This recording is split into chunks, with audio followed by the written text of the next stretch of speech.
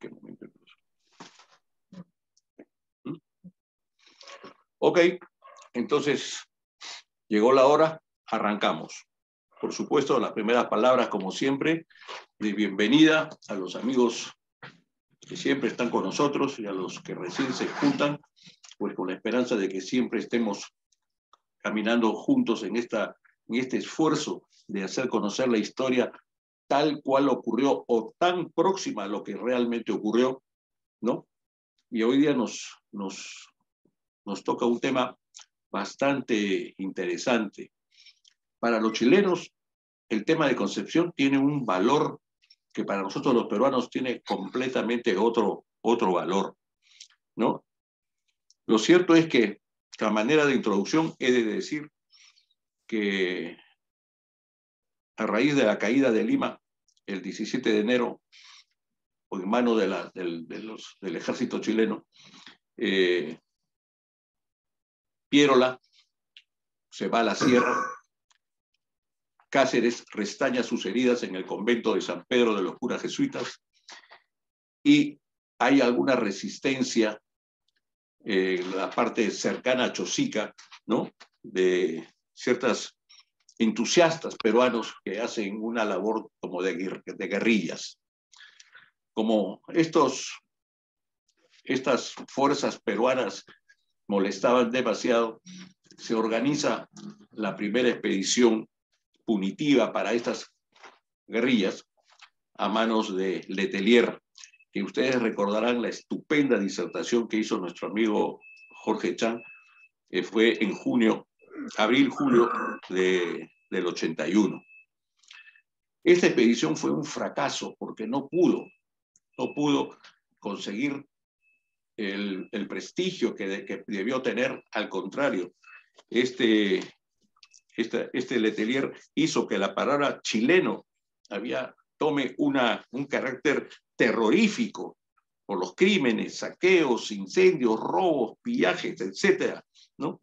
Que dejaba como señal de su paso los pueblos que, como comprenderán ustedes, eran pueblos indígenas, pueblos que realmente vivían en un siglo completamente diferente.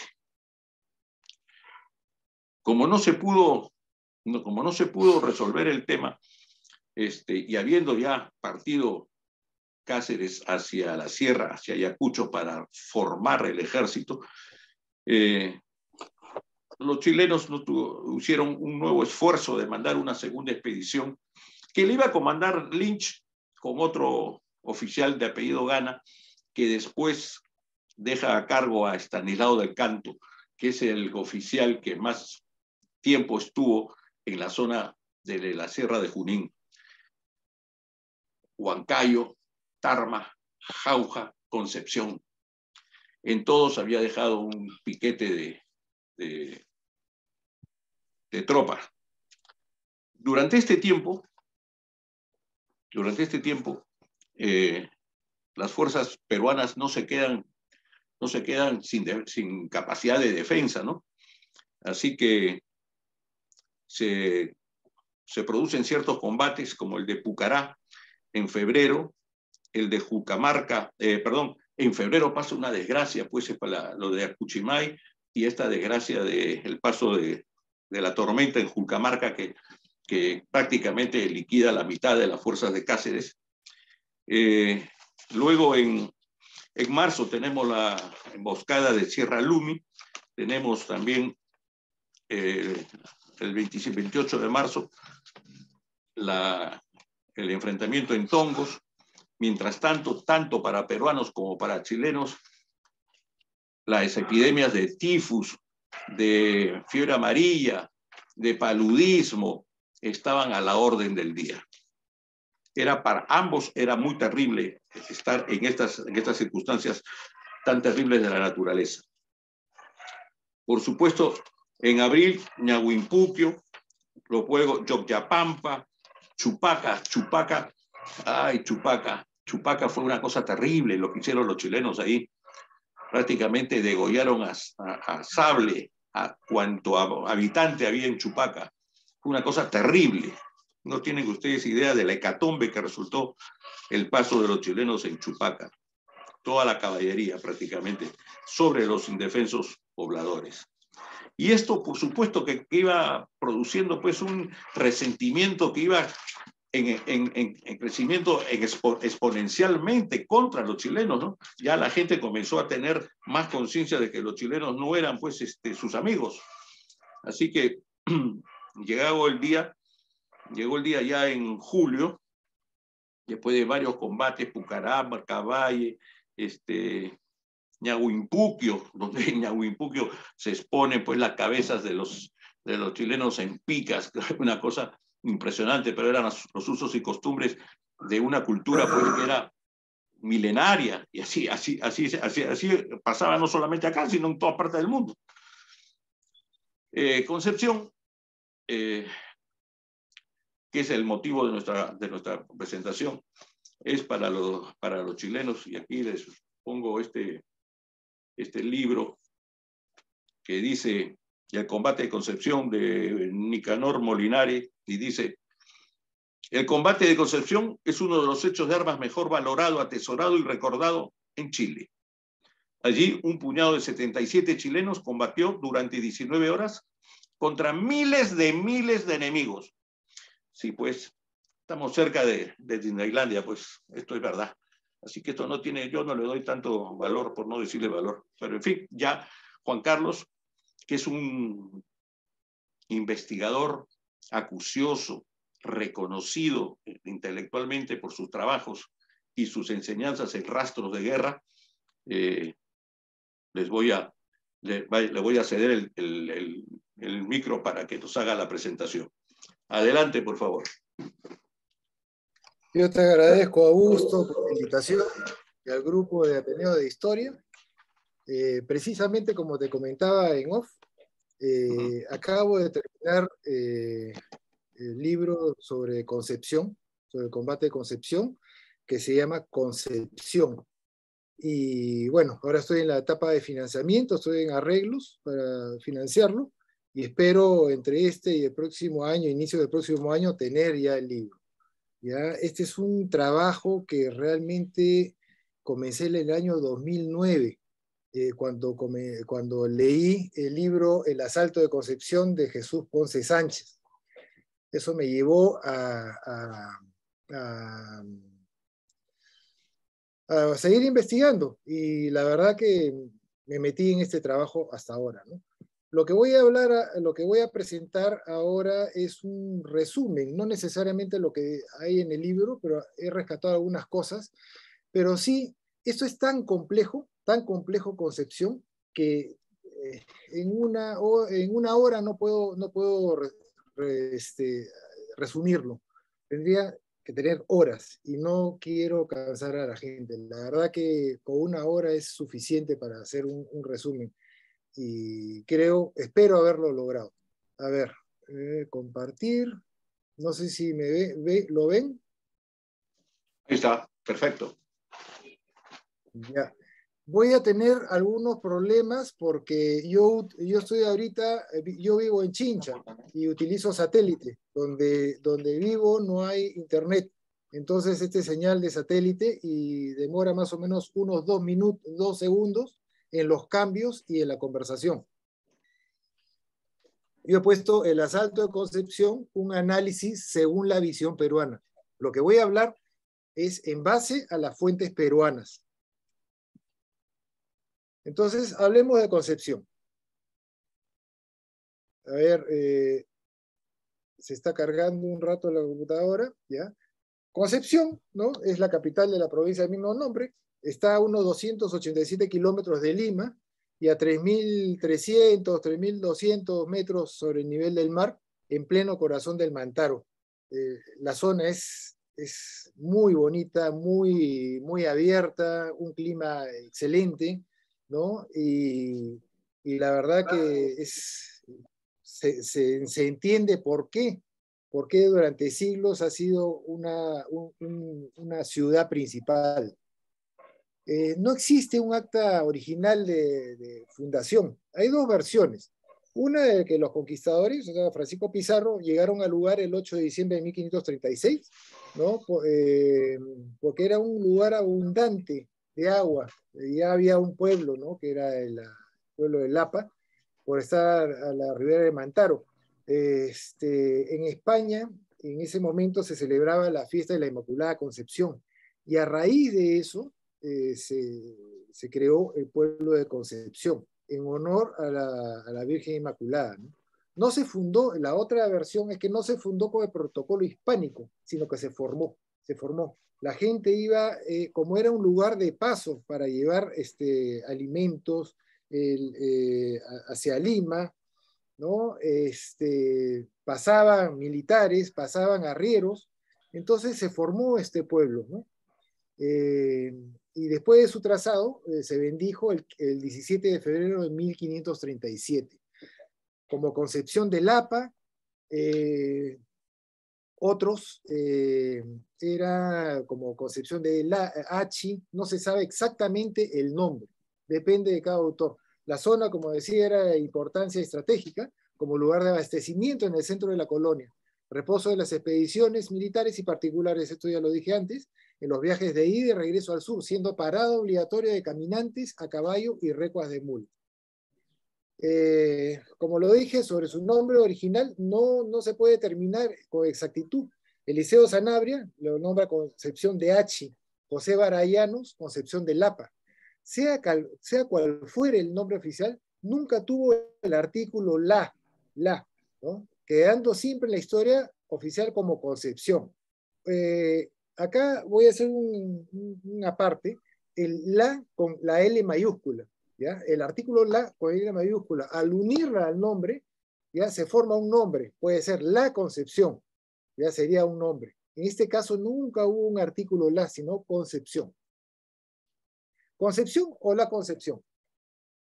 El nombre de un lugar identifica al grupo humano donde vive, su historia, cultura, tradiciones. Si uno altera esto, ¿no? Transgrede su esencia, por más insignificante que sea. O sea, uno se identifica con el lugar con su nombre, ¿no? Podemos ver en varias fuentes peruanas el asalto, o sea, hablan de Concepción en 1882, todo es sobre Concepción. Los mapas oficiales, Concepción, ¿no? No hay la Concepción. Sin embargo, por años en Chile, para diferenciar Concepción chilena de Concepción peruana, los chilenos la nombran sin ninguna base la Concepción. Ojo, acá está el juego. La L mayúscula. La L mayúscula. Desde los hechos ocurridos en el marco de la campaña La Breña, las fuentes chilenas han nombrado este lugar como La Concepción, agregando el artículo la mayúscula como parte del nombre propio, en mayúscula, ¿no? Como si fuera la denominación geográfica oficial. La provincia de Concepción en Chile fue fundada en 1550, bajo el nombre de Concepción de María Purísima del Nuevo Extremo. En cambio, la provincia de Concepción de Perú fue fundada en 1536, mucho antes que la chilena, con el nombre de Concepción de Lapa o Hachi, ya lo había dicho. En el lenguaje popular, vulgar, sí es permitido hablar con algunos artículos. La María, el César, los arequipeños, ¿no? Que hablan, ahí está el César, ahí está el José, ¿no? Me voy no sé, a algún lugar, la calor en el norte, ¿no? Y en el caso de Concepción también se aplica. Si ustedes ven libros de cronistas, sobre todo los frailes franciscanos, dominicos, van a encontrar que hablan de Concepción o la Concepción, pero con la L minúscula, ¿no? Eso sí es normal, pero siempre sin alterar el nombre oficial. En la actualidad, algunos libros chilenos donde se trata de este combate fuerzan e insistir en el término la Concepción, artículo en mayúscula siempre, hasta llegar a adulterar mapas peruanos, citando incluso historiadores como Mariano Felipe Pasolán, haciendo aparecer el artículo femenino la a Concepción como si fuese la denominación oficial. En el libro vamos a citar un ejemplo, Ignacio Carrera Pinto, el héroe de la triada heroica, o sea, de esta trilogía, perdón, de libros, del autor Julio Fernando Miranda Espinosa, y editado por el Departamento Comunicacional del Ejército de Chile, hacen énfasis en el artículo la en mayúscula, y todavía lo sustentan, ¿no? Lo justifican en un libro, o sea, en la siguiente introducción del libro.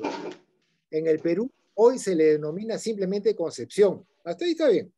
Sin el artículo la, siempre mayúsculo. Sin embargo, su toponímico original es de la Concepción, como le establece Antonio Raimondi en su Historia de la Geografía de Perú, tomo 2, Lima, imprenta de 1876. Como si Antonio Raimondi fuera la palabra oficial del Perú, ¿no? Pero bueno, busquemos qué es lo que decía Antonio Raimondi. En 1644, los padres Fray Ignacio de Irárraga, Fray Jerónimo Jiménez y Fray Francisco Suárez penetraron en el norte del río Tulumayo. Cualquier peruano que conoce más o menos la zona ya se puede ir ubicando. Entra en el Huallaga por la mano derecha, un poco más debajo de la desembocadura del río Monzón. Ya estamos hablando de Ceja de Selva. Y marchando a pie con grandísimo trabajo por la espesura de los vírgenes bosques, descubrieron la numerosa tribu de los indios payanzos, que vivían en un hermoso valle de 4 leguas de ancho y 25 de largo, formado por la cadena de cerros que divide el río Huallaga de la Pampa de Sacramento.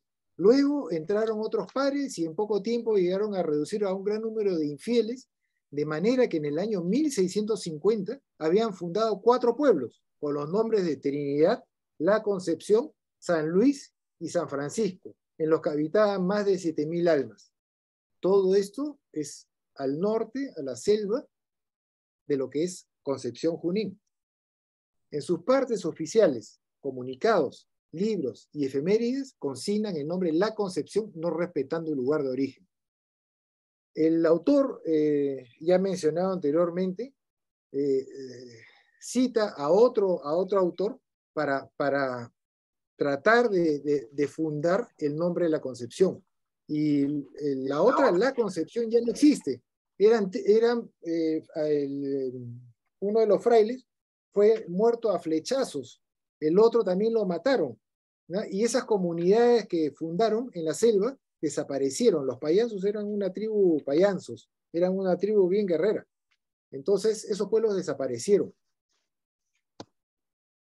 Podemos ver el combate de la Concepción en algunos libros, La Concepción, en los libros modernos, en la página del Ejército de Chile, La Concepción, con mayúscula.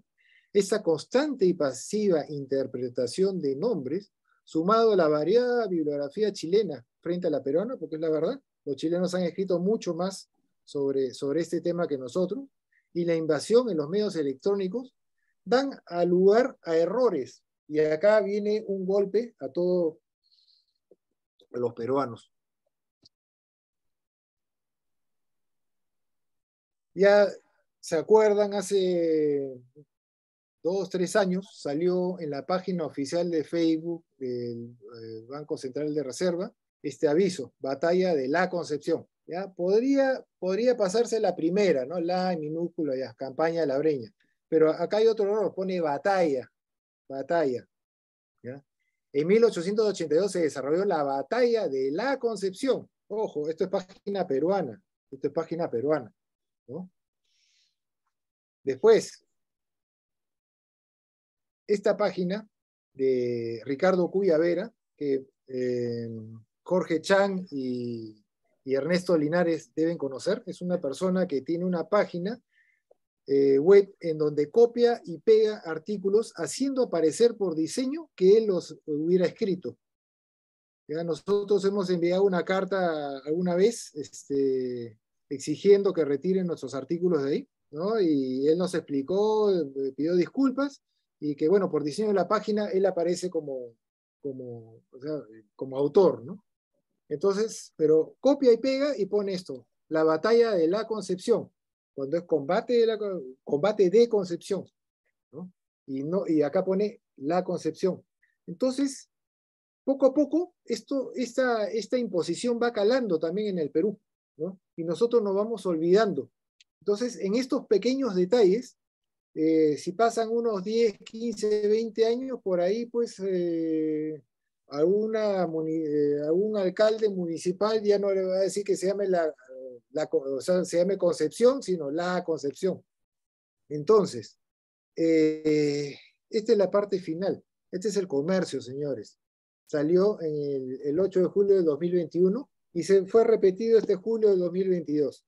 El Comercio, Respuestas, Elucidario, ¿no? Día de la Bandera de Chile, hasta ahí está bien. En esta fecha se busca conmemorar a los 77 soldados que fallecieron en 1882 en la Batalla de la Concepción. Batalla, primero, no es. Ha sido un combate, ha sido un asalto, porque no define una situación. No, yo creo, o sea, yo lo definiría como un linchamiento realmente, ¿no? Y siguiendo el texto, ¿qué fue la Batalla de la Concepción? Dicen, ¿no? Este hecho, léanlo bien, por favor, tuvo lugar durante la Guerra del Pacífico con Perú, entre los años 79 y 84, en el que los peruanos y bolivianos, ojo, Batalla de la Concepción, cedieron territorios de manera definitiva a la nación sureña, además de otros recursos naturales. En aquella batalla, sí, se dio el hecho más destacado y heroico de la denominada Campaña de la Sierra, en el que guerrillas y montoneras de la cordillera peruana tuvieron el último de sus esfuerzos por resistir el embate de la Armada chilena, señores, que dejó el mencionado saldo en sus filas, ¿no dice? Y dio paso al triunfo para sus intereses. O sea, mire, ni Cantinflas lo haría mejor. Yo iba a poner un meme un poco grosero y se lo envié a Gusto, pero ya lo cambié y por algo más sugerente, ¿no? ¿No? Hay que burlarse de esto, la verdad, y también indignarse, porque un periódico de gran circulación nacional no puede permitir gente que trabaje y que no tenga conocimiento mínimo de lo que es historia, ¿no? Sobre todo en Perú. Nadie habla de Chile. Acá yo estoy criticando a todos los medios que tocan este tema sobre Concepción. El golpe es para nosotros.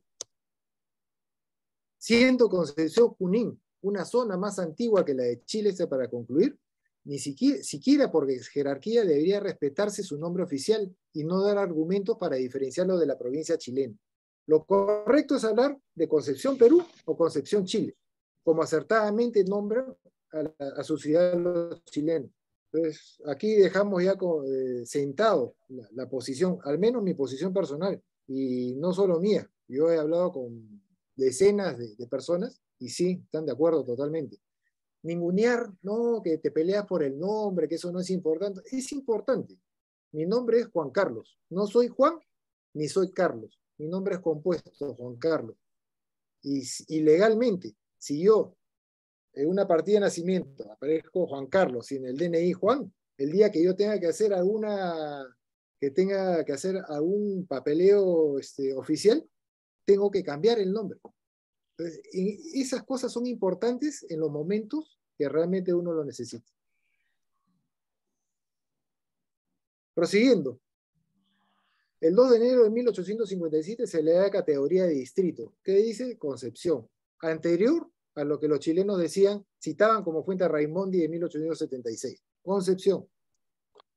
El 19 de febrero de 1863 se le da la categoría de ciudad a Concepción. Y el 30 de noviembre del 51 se crea la provincia de Concepción en el departamento de Junín. Entonces, ahora pasemos a Concepción en el siglo XIX. ¿Cómo era? Observen este grabado que aparece en el libro de Charles Wiener. Esta es la Capilla del Carmen, hoy Santuario del Señor de los Milagros.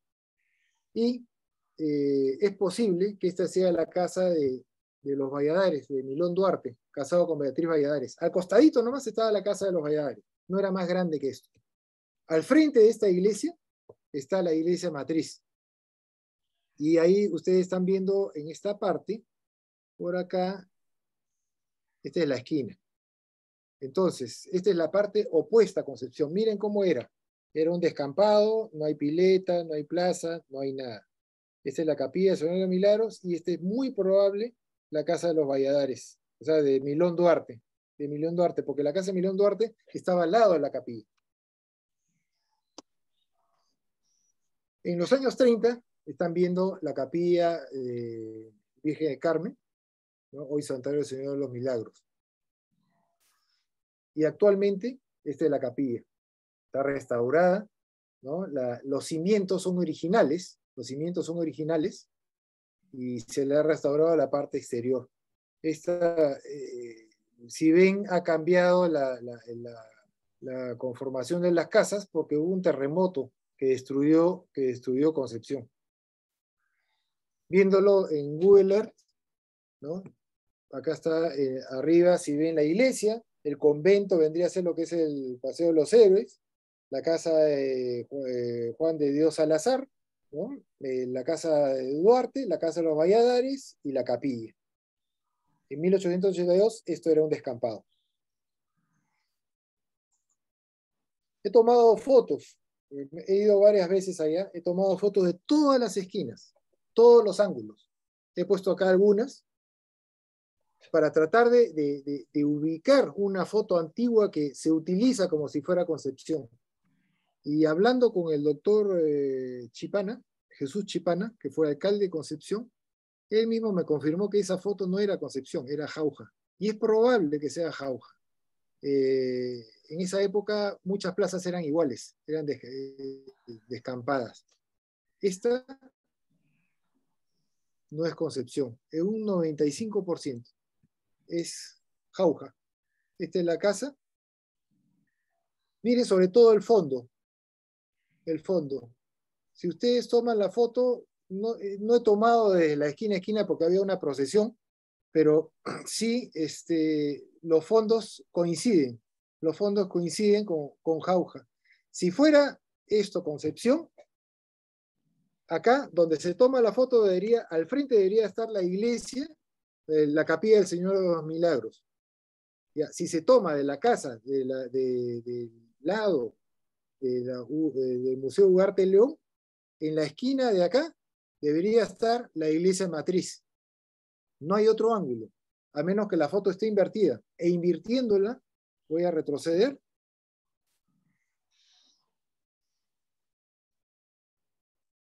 Van a ver estos horizontes, invirtiéndola. Esta es la casa Ugarte León, esta es la iglesia y este es el Cerro Piedra Parada. En el otro lado no hay cerros. Del otro lado, este es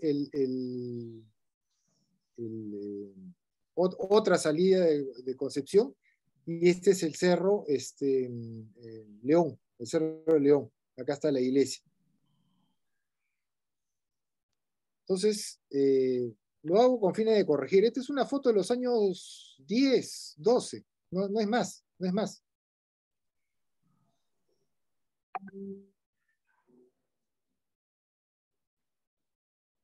Hablemos de la iglesia La Purísima de Concepción.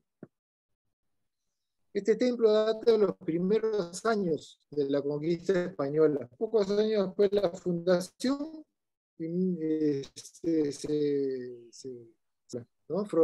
construido por Fray Luis de Oña. Este es un documento del archivo de Nicolás Molinari que me lo prestó Mauricio Pelayo de Chile, ¿no? Que más o menos es una reconstrucción, es un bosquejo. Si ustedes ven acá, esta es la iglesia, acá había un atrio, el atrio es el patio exterior de una iglesia, pero que estaba metido en la cuadra. Y este es el cuartel, el convento. Ahí aparecen unos nombres, unas letras, que bueno, eso era un bosquejo para identificar dónde estaban los batallones chilenos, ¿no? O sea, perdón, los soldados chilenos. Más o menos era la conformación del convento. No existe fuentes, no existen mapas. He ido al convento de Ocopa, no hay conventos, no hay planos de este convento, ¿no? Más adelante voy a dar algo más, un dibujo más elaborado, ¿no? Este era el área que ocupaba el convento y la iglesia. Lo que queda en pie es la iglesia. Esta es la iglesia. Como dice, la Purísima inició como convento en 1553 y pertenecía al Obispado de Lima hasta 1765, en que pasó a depender de la diócesis de Huánuco. El templo sufrió muchas remodelaciones a partir de sus cimientos. Durante la independencia, sufre el incendio del 11 de abril de 1821 por parte de las tropas españolas al mando del general Valdés por el tema de las aerolíneas Toledo. El 11 de julio de 1882, el incendio que afecta el convento e iglesia, extendiéndose a todo el pueblo. Esta es en venganza por la exterminación de 77 soldados chilenos. La Purísima, acá no lo pongo en el PowerPoint, pero esta iglesia, cada muro, el campanario nomás, cada muro tiene casi 1 metro de ancho. Todos los cimientos son originales, internos, son originales. La iglesia nunca cayó después de la iglesia, así como las casas tampoco cayeron. Las casas antiguas que todavía se preservan tienen casi medio o más centímetros, o sea, metros ¿cómo se llama? De grosor. Lo que se ha quemado fueron las partes flamables, maderas, adornos, pero la iglesia siguió en pie. Tal es así que después del incendio, durante 6 meses se demoraron en reconstruir, en poner de nuevo las maderas a los techos, el tejado, ¿no? A la iglesia. Duró 6 meses y siguieron viviendo ahí. Tal es así que el año siguiente hubo otro combate de Concepción, ¿no? Y la gente vivía ahí en esa zona. La iglesia siguió. La Purísima fue refaccionada, ¿no? Después de la guerra con el aporte de sus habitantes y asociaciones religiosas. Domingo Verástegui narra con detalle este tema de la construcción del pueblo en 6 meses. En las primeras décadas del siglo XX se remodela nuevamente el exterior y se coloca un reloj en el campanario izquierdo, comprado en Alemania. A su vez se construye la casa parroquial, que es la que está acá, al costado, al lado del templo, de ladrillo y de estilo gótico ojival. El 1 de noviembre del 47, Concepción, o sea, sufre las consecuencias del terremoto de Satipo. Se destruye la cúpula de la iglesia. Por segunda vez cae la cúpula, porque la primera fue en el incendio del 11 de julio, y otros ambientes ocasionando severos daños a la edificación y casas de la población. Muy poco se conserva del templo original. Acá ustedes ven parte del templo antiguo, las paredes antiguas. Está más o menos a una profundidad de unos 8 o 9 centímetros. A propósito se ha dejado en la iglesia estos champones para que vean la antigua decoración de la iglesia. Solo podemos encontrar restos detrás de las capas de pintura de los muros interiores y cimientos. Algunas imágenes han sido conservadas gracias a que estas fueron encargadas a señoras que las escondieron durante la ocupación chilena. Las otras fueron donadas posteriormente a la guerra. En la sacristía hay una imagen lindísima de la Virgen Inmaculada. Está ahí guardada, ¿no? Pero sí, si uno entra a la sacristía puede ver esa imagen. Más o menos esta era la iglesia, según dibujos chilenos de la época, reproducciones de la iglesia Purísima de Concepción, ¿no? Para que vean la similitud con las más modernas. Esta es la parroquia de iglesia en 1927. Ven la cúpula, ¿no? La cúpula fue destruida después del terremoto. Entonces, lo que se cambió es el aspecto exterior. Se puso cemento, se le dio otra ornamentación más gótica, más acorde a la moda de la época. Pero si ustedes van al interior del campanario, al interior de los muros, van a ver que son los muros originales de piedra, calicanto. Esta es una reproducción que hice en Photoshop de la reconstrucción de la parroquia de la Purísima Concepción, tomado de plano original en 1958. Este es en los años 70, ¿no? La foto me la dio el doctor Chipana, y la vista actual de la iglesia, ya sin la cúpula, ¿no? Porque ya no, después del terremoto ya no había presupuesto prácticamente para construirla, ¿no? y además previniendo futuros movimientos, mejor que así. Al lado izquierdo de la iglesia van a ver el Cerro Piedra Parada y la imagen, el mirador de la Virgen Inmaculada de Concepción. Hablemos ahora de la ciudad y la plaza. Si bien el aspecto general de Concepción era como el de muchos pueblos de la sierra, la plaza central era grande y de tierra. Sus medidas aproximadas eran de 104 metros, o sea, un cuadrilátero. No contaba con árboles ni pileta.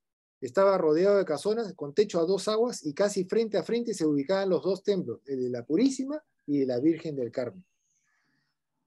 La pileta que hoy, o sea, la pileta que está en la Plaza de Concepción, es la gemela que existe en la Plaza Italia, en Lima, diseñada en fierro fundido al estilo francés del siglo XVII, y fue inaugurada el 8 de diciembre de 1898, día de la Inmaculada Concepción, y apadrinada por Nicolás de Piérola durante la alcaldía del señor Crisanto Pando González. La foto que les mostré de antigua, que decían que era de Concepción, no podría ser anterior a 1898, porque ya se estaban haciendo los trazados de la plaza, mucho antes, en 1892. Si es 1890, el vestuario no corresponde a la época, ¿no? Ese vestuario al estilo fin de la selva, como dicen, ¿no? Más o menos años 10, por ahí. Ciudad de la Plaza, acá estoy. No existe fuente que describa exactamente quiénes vivían y en qué casa alrededor de la Plaza de Concepción. Podemos reconstruir algunos datos provenientes de algunas fuentes chilenas y peruanas. Por ejemplo, el adiós a séptimo de línea de Jorge Inostroza, que es la consecuencia de plasmar un radioteatro a la novela. Este tipo era, la verdad, excepcional escritor y periodista. Creó esta novela en 5 tomos, con muchos detalles. Era un apasionado de la Guerra Pacífica y creó esta novela con muchos detalles. Lamentablemente, muchos tomaron, era tan real la novela que muchos tomaron como fuente algunas cosas. Por ejemplo, en la novela de Nostroza, el soldado Lorenzo Joffre dio una minuciosa descripción de quienes vivían en la Plaza de Concepción, comenzando por la casa de Ambrosio Salazar, que no era de él, sino de Luis Salazar, pero tampoco era de Luis Salazar, sino era de Juan de Dios Salazar, otra persona distinta. Y así dio detalles de cada habitante de la casa. El mayor Mendoza, en su libro La campaña de la Breña, si no me equivoco el título, cita a Inostroza, ¿no? Y los libros del ejército también se basan en lo que dice Inostroza, pero lo que dice este soldado murió en el combate. No fue posible por ningún medio que ese relato fuera transmitido. O sea, es una novela. Parte de estos datos fueron utilizados como fuente tanto en Perú como en Chile. Entonces, acá yo descarto cualquier fuente que se base en la novela de Inostroza. No se puede considerar una novela como fuente, por más realista que sea, a menos que en esa novela se publique un documento y ese documento sea contrastable en alguna fuente, en un repositorio, puede ser en la Biblioteca Nacional Peruana, chilena, donde sea. Y eso, pero es una novela. Para eso es la novela, para crear licencias. Yo puedo crear toda una historia de amor. Por ejemplo, se me ocurre una idea, una historia de amor de este soldado con una cantinera y cómo mueren besándose y todo el asunto. Esa es una novela, pero la realidad no fue así. Entonces, descartemos, por favor, cualquier relato que venga de alguna fuente novelada. La casa de Luis Salazar, identificada, que era la que está al costado del cuartel, era hijo de Juan de Dios Salazar, era un concepcionino y ocupaba la esquina opuesta a la iglesia de Matriz. no es la casa de Ambrosio Salazar no estaba ahí. Esas fuentes que dicen que era la casa de Ambrosio Salazar la sacaron de la diosa Séptimo de Línea. Casa de Carmen León, que era la esposa de Benjamín Ugarte, el abanderado de Concepción número 27, que es la esquina que está al costado, contigua, al costado de la casa de Juan de Dios Salazar, que hoy es el Museo Ugarte León. Anteriormente esa casa era de Valladares, de Juan Valladares, y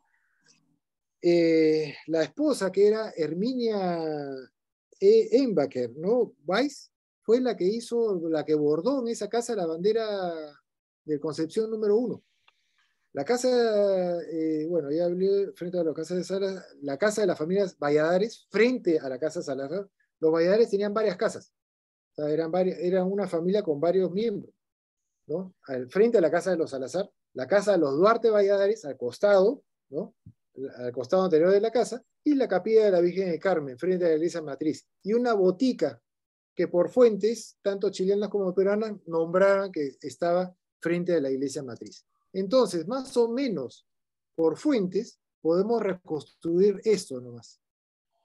La iglesia, este era el cuartel, la casa de Juan Salazar, la casa de Carmen León. Acá había un hotel, hablaban de un hotel. Yo no sé si era en esta esquina o en el lado opuesto de la casa de Carmen León, la casa Duarte Valladares, que eran varias casas, ¿no? La capilla y la botica. Entonces, acá en el lado,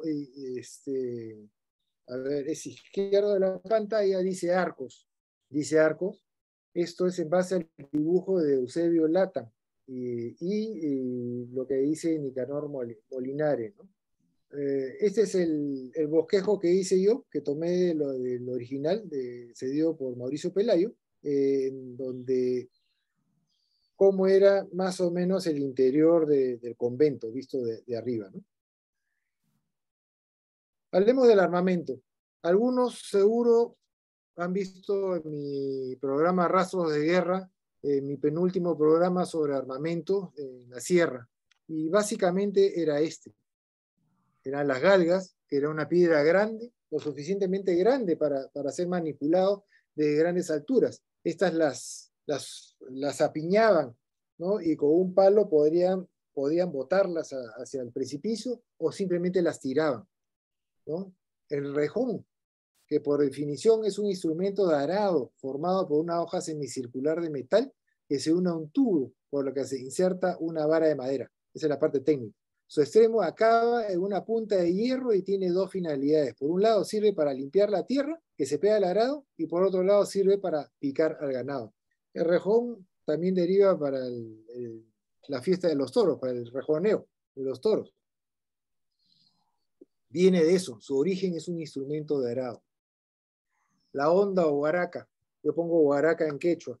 La honda es un arma mineraria de todas las civilizaciones, ¿no? Utilizadas en todo el mundo, consistente en dos cuerdas largas compuestas por filas tejidas. Estas ondas eran bien efectivas en tiempos de paz para la caza y en tiempos de guerra habían escuadrones de honderos, ¿no? En el combate de Concepción no se excluyó esto. También utilizaron armamento los batallones, entre comillas, los batallones de línea, ¿no? Fusiles y carabinas Peabody, Remington, lo que quedaba de la campaña de Lima, ¿no? Carabinas Winchester, que no se llegó a utilizar, si no me equivoco. No tengo muy a la mano esos datos, que no voy a ahondar sobre este tema porque la finalidad de esta charla es algo más puntual, ¿no? Los chilenos, el batallón Chacabuco, sexto de línea, estaba armado con fusiles Graz, eso sí está documentado. Muy efectivo según los informes oficiales. No tan efectivo como el Combre, ¿no? Pero los informes oficiales siempre le dan mejor opinión al Graz. Acá hay varios que son especialistas en temas de armas, así que no voy a ahondar en el tema. Hablemos de las listas de revistas peruanas. Por ahí Augusto dijo de que las fuentes chilenas hablaban de miles de, de peruanos, ¿no? Bueno, acá vamos a ver la parte real del asunto. La lista de revistas. Comandante general en la división vanguardia era Juan Gastó, o Gastou, como en la parte francesa. Pucará, número 4, con el comandante Andrés Freire, con 80 soldados, 40 tiros por persona. Esto es sacado de la información de Abel Bedoya Seijas, que también estuvo en el combate. El 9 de julio de 1917, él escribe prácticamente cómo era, o sea, cómo estaban conformados estos batallones. Y esto se contrasta con otros testigos sobrevivientes, los libres de Ayacucho, con otros 80 soldados y 40 tiros por persona, ¿no? Acompañaban a ellos los guerrilleros. Yo les digo guerrilleros, no son montoneros, son guerrilleros. Los cazadores de comas, liderados por Ambrosio Salazar, ¿no? Estaba Jerónimo Guailino, José Manuel Mercado, eran 105 soldados, todos armados. Ambrosio Salazar armó a 105 guerrilleros con 100 tiros cada uno. Acá tenemos 105 más 160, ya estamos hablando de 265 personas. De las tropas prácticamente regulares, ¿no? A la división. De ahí vienen los guerrilleros de Zapata, que eran 32 personas. Y acá, este es un trabajo que he estado recopilando de varias fuentes, de Domingo Verástegui, de Ponce, de varios, y datos que me dio el doctor Ponce en el 2010. Yo estuve reunido con él, lamentablemente el doctor ya murió. Me dejó varias copias fotostáticas y algunos borradores del libro para que haga la investigación de Concepción. Tengo 2 horas de grabación de él y la verdad, sí, le agradezco donde esté por todos estos datos, porque sin él no hubiera podido avanzar este tema. Batallón San Jerónimo número 10.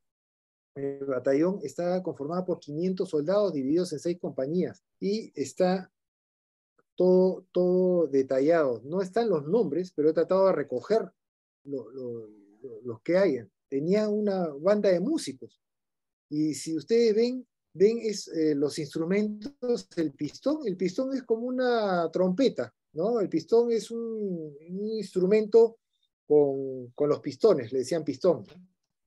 Bajo, pistón, bajo, pistón, bombo, clarinete, bombo, corneta.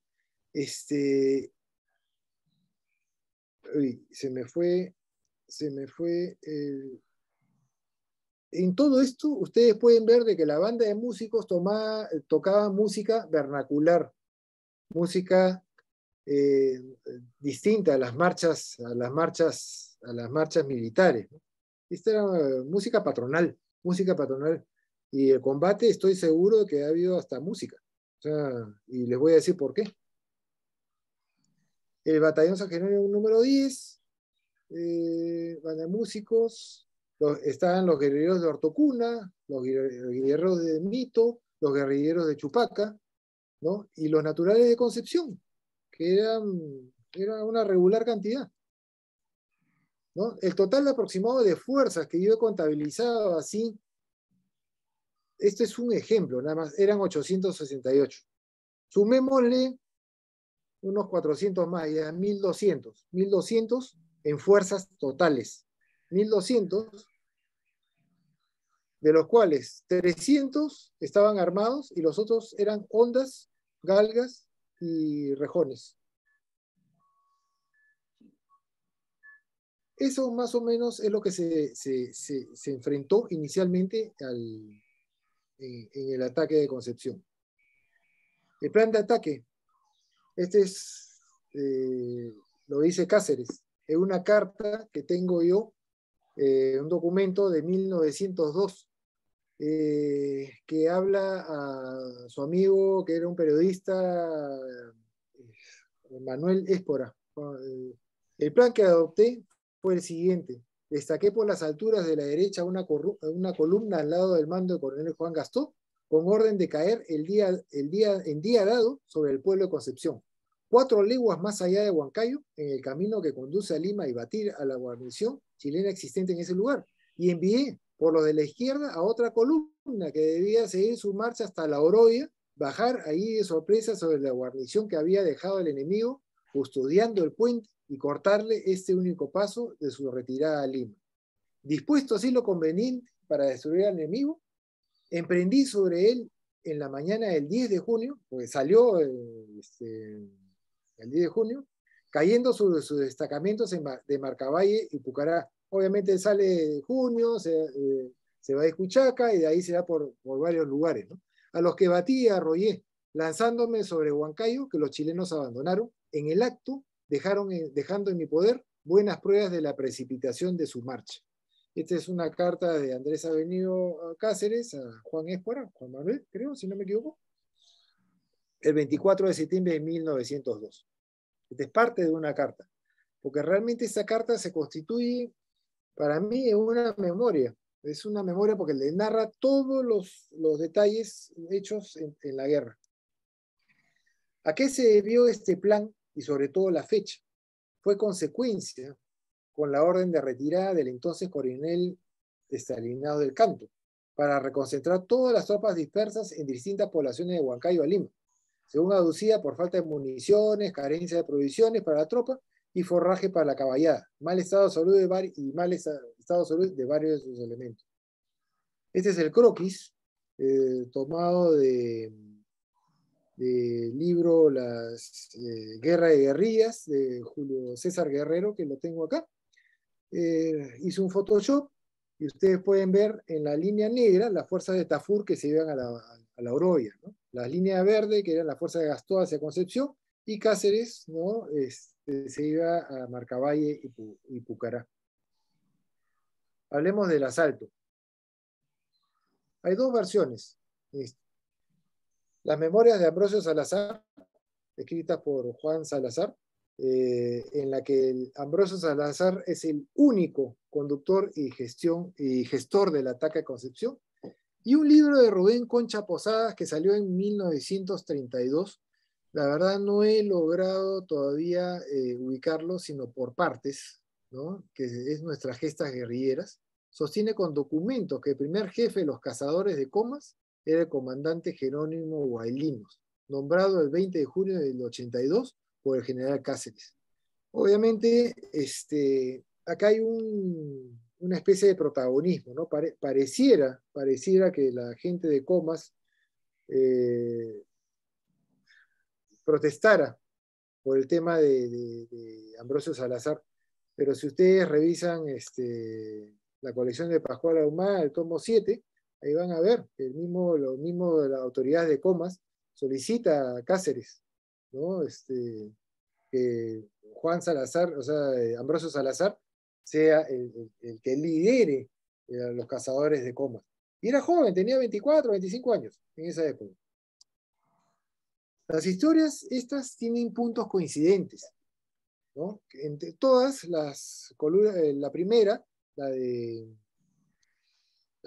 Concha Posada, que los libres de Ayacucho, Pucará número 4 y los restos de Batallón de América, con los cazadores de Comas, liderados por Jerónimo Guailinos, se decía, iban por el lado este de la plaza. Los guerrilleros de Apata atacarían ingresando por el lado noroeste, y los guerrilleros de Concepción, que esperaban en el lugar liderado por el coronel Patiño, deberían entrar por el lado suroeste. En la otra versión, los cazadores de Comas, al mando de Salazar, atacarían de frente para llamar la atención del destacamento chileno, mientras Gastó, con las columnas libres de Ayacucho y Pucará, llevarían a cabo un movimiento envolvente por la retaguardia de los chilenos, de tal forma que estuvieran rodeados todos los flancos. Hay otra memoria que es publicada en este libro, ¿no? La primera memoria de Cáceres, en la cual yo tuve mi granito de arena también, con comentarios de Luis Guzmán Palomino, mi amigo Juan José Rodríguez Díaz, Milagros Martínez y Jorge Barrantes, en donde se presenta en el diario del Perú, ¿no? un artículo escrito por Ambrosio Salazar en 1886. Y él habla, o sea, él le da crédito.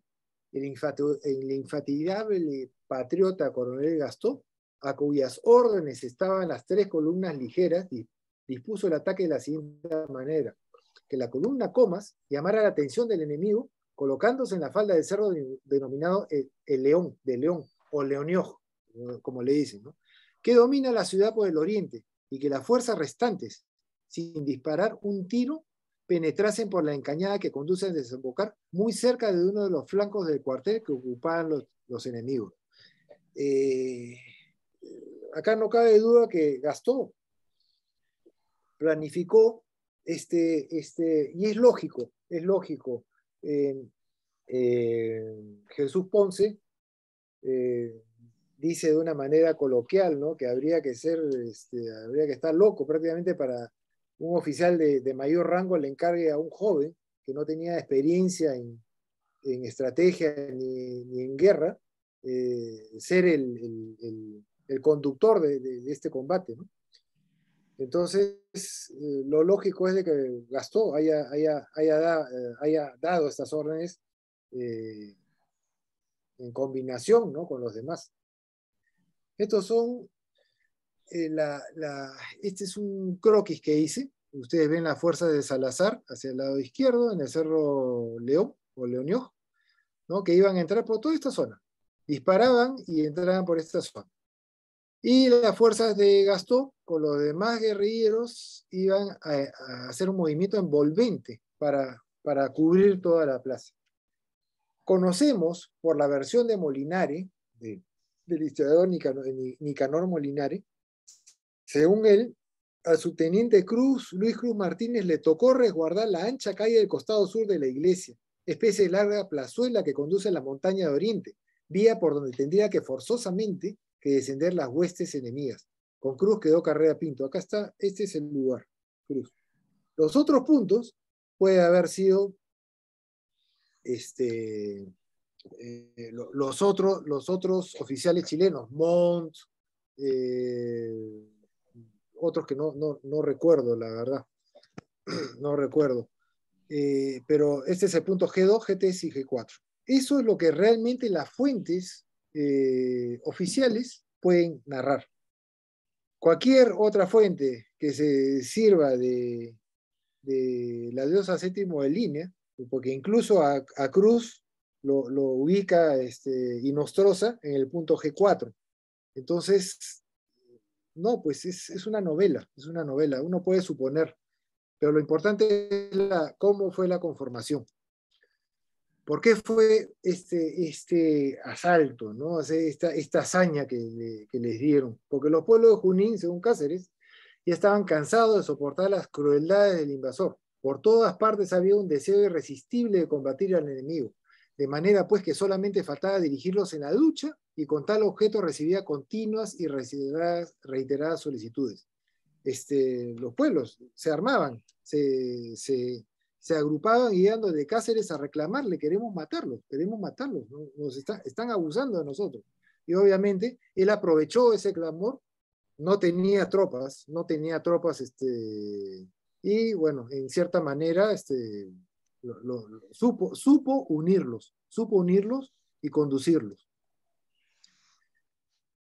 Vamos a ver unos antecedentes. Ya Jorge Chang ya lo dijo hace unos meses y lo explicó en demasía, la infeliz acción de la expedición de Ambrosio Letelier en el 81, ¿no?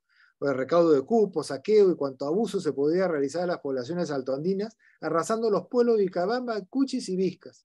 Acá hay un telegrama de Lynch en donde más o menos prueba cómo fue la expedición, ¿no? La expedición Letelier regresó hace 8 días a Lima. Resultado pecuniario favorable a la expedición, nulo hasta ahora para el Estado. Ya había dado cuenta por telegrama a Vergara. Con este telegrama ustedes se dan cuenta el botín pues, que se deben haber llevado. Pues uno va a cazar dinero, a cazar fortuna, y Lynch decía, ¿no? Pecuniario favorable a la expedición, pero nada para el Estado. Este telegrama habla por sí solo.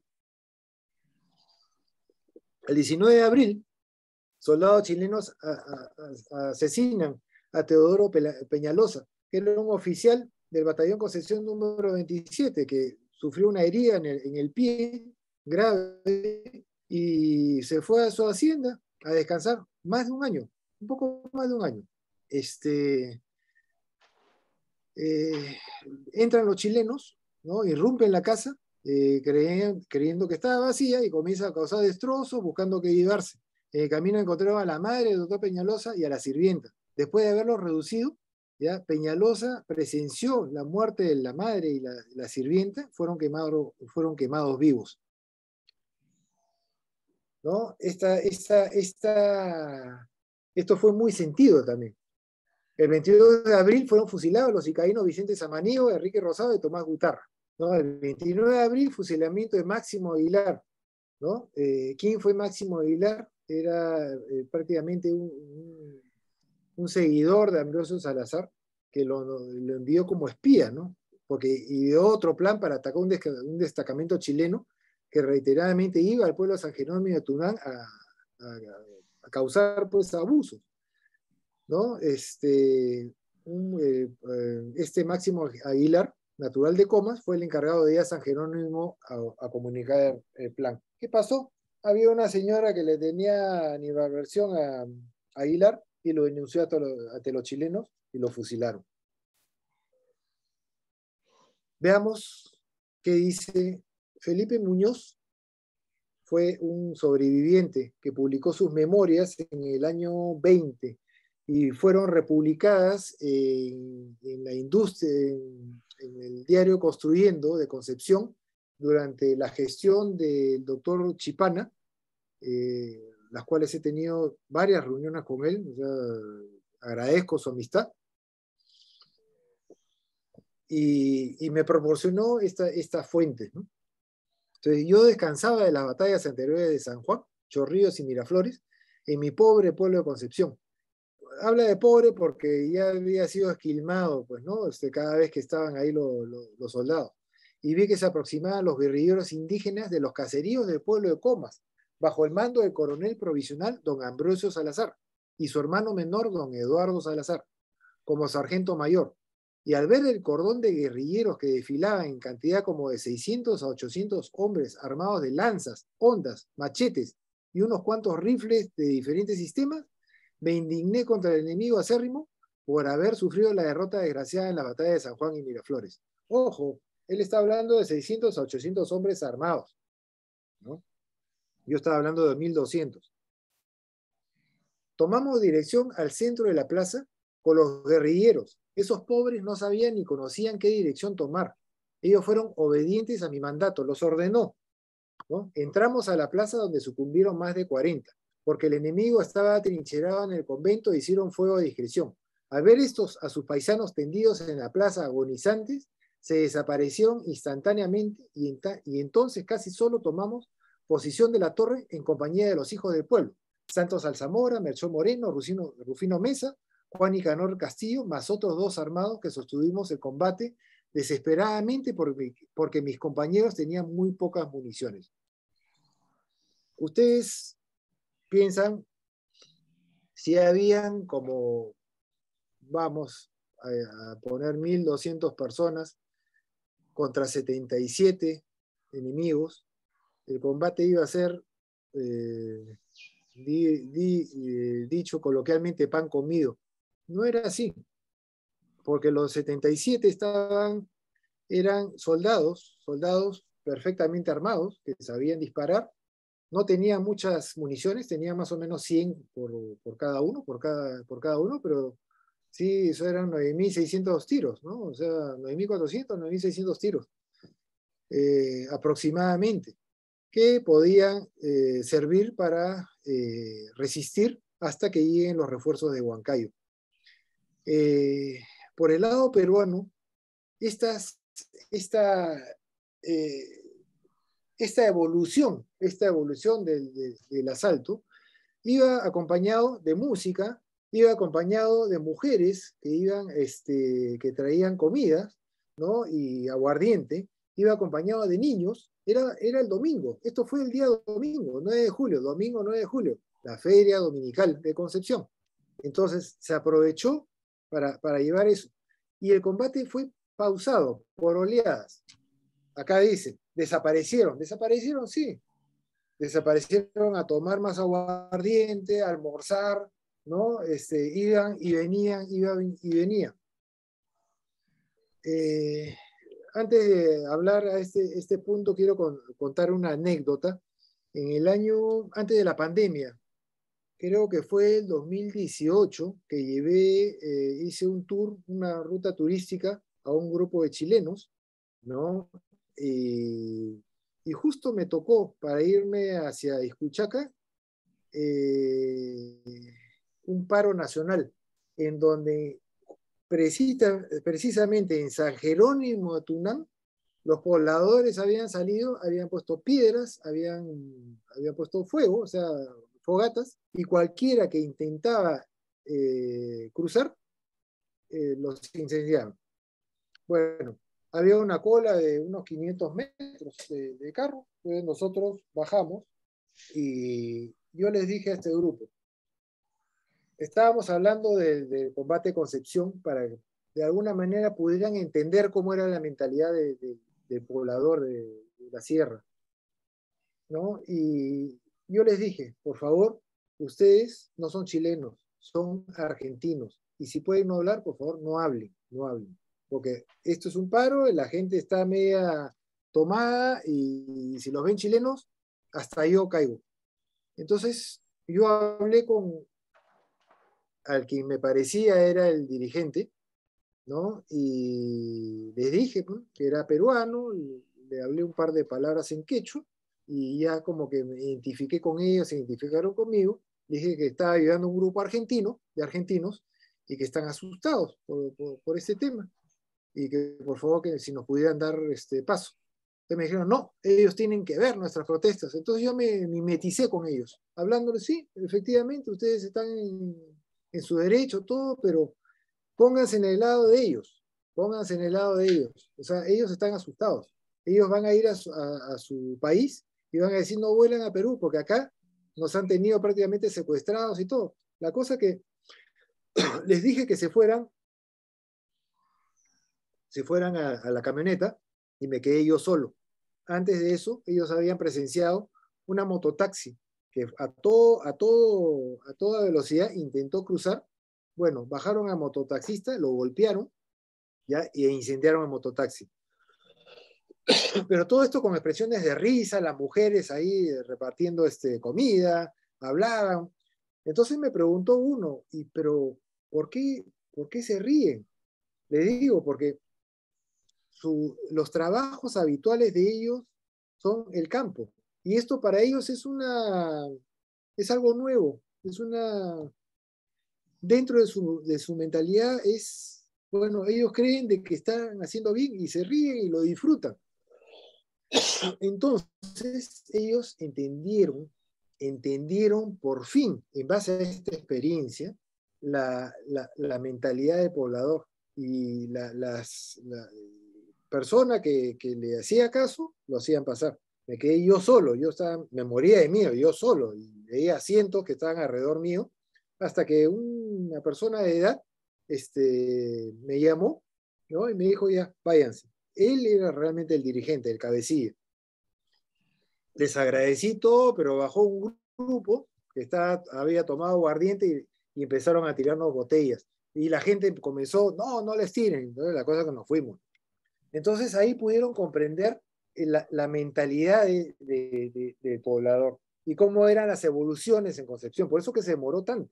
El testimonio de Ambrosio Salazar, una vez que hubo llegado al expresado Morro, al Cerro León, abrió los fuegos contra los chilenos, que desplegaron en guerrillas en la plaza y en el patio del convento que hacía de cuartel. Nos esperaban a consecuencia sin duda de algún aviso que en ese instante tuvieran de nuestra aproximación por ese lado. Por espacio de una hora sostuve un nutrido fuego de fusilería en esa posición, hasta que usted, según convenimos de antemano, Gastón, se introdujese a la ciudad sin ser visto por el enemigo. volvamos al plano, ¿no? Ya estamos situados con todas las fuerzas ubicadas y hasta las 6 de la tarde se sostienen los disparos desordenados por una hora. Las fuerzas de Gastón rodean las calles aledañas a la plaza y el movimiento se ejecutó sin ningún tropiezo, dice Salazar.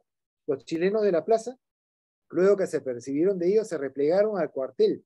¿Por qué? Porque la gente de Concepción ya empezaron a sacar armas, o sea, los pobladores, ¿ya? Y de los segundos pisos de la casa empezaban a disparar, ¿no? Al cuartel incontinenti, pues, ¿no? Hasta esa hora mis fuerzas no sufrieron más bajas que 2 caballos, uno de ellos de mi ayudante, el capitán Cipriano Camacachi. Eran las 6 de la tarde. A las 6:30 se ordena quemar el convento. Se retiran en cierta manera, porque ahí están adentro, y realmente los chilenos resistieron y la verdad que hay que sacarse el sombrero, ¿no?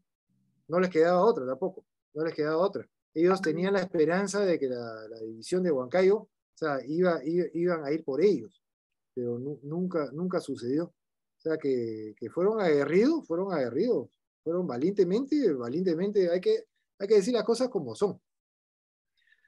Se consiguen lata de querosene, los negocios, o sea, que le dan los negocios, ¿no? Los peruanos toman posesión de la torre de la iglesia, ¿no? Y eso lo dice Felipe Muñoz, que ya lo había nombrado. Y entonces casi solo tomamos posesión de la torre en compañía de los hijos del pueblo, Santos Alzamora, Rufino Mesa, ¿no? A otros más 2 armados que sostuvimos el combate desesperadamente, porque mis compañeros tenían muy pocas municiones, pero la lucha duró hasta el día siguiente. Obviamente, no fue toda la noche, los 1.200 personas ahí. La plaza no tiene capacidad para albergar esa cantidad de gente. O sea, los chilenos dicen que hubieron 4.000, 3.000, 5.000, de acuerdo con la fuente.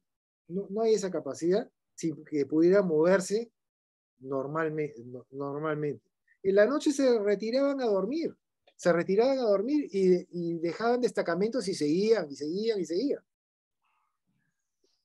He estado en Concepción ya varias veces y he tratado de imaginarme este tema, he estado conversando, imaginándome, viendo a los pobladores, he ido a Mito, he ido a Ocopa, he ido a varios lugares, a San Jerónimo de Tunán, y realmente sí es entendible cómo son las evoluciones de este asalto, ¿no? No es un asalto militar, tanto así que Gastó, una vez que ordena quemar se conviene quemar el cuartel o el convento, él se retira con sus tropas porque ya no tenía municiones, a descansar, por miedo también a que estas tropas se desertaran. Acuérdense que estas tropas eran los restos del ejército del sur, con los de Cáceres. Entonces, tampoco había mucha disciplina en ese aspecto. Entonces se fueron a dormir y regresaron al día siguiente. Como vieron que ya Ambrosio Salazar estaba liderando esto y que ya el pueblo se iba a encargar de ellos, bueno, ellos se retiraron. Era algo normal. Felipe Muñoz, vamos a hablar sobre la rendición que las fuentes chilenas no aceptan, no reconocen, ni lo toman en cuenta. Ellos tienen una visión, han enfocado el combate de Concepción en base a la heroicidad de los 77 de Chacabuco. No aceptan otra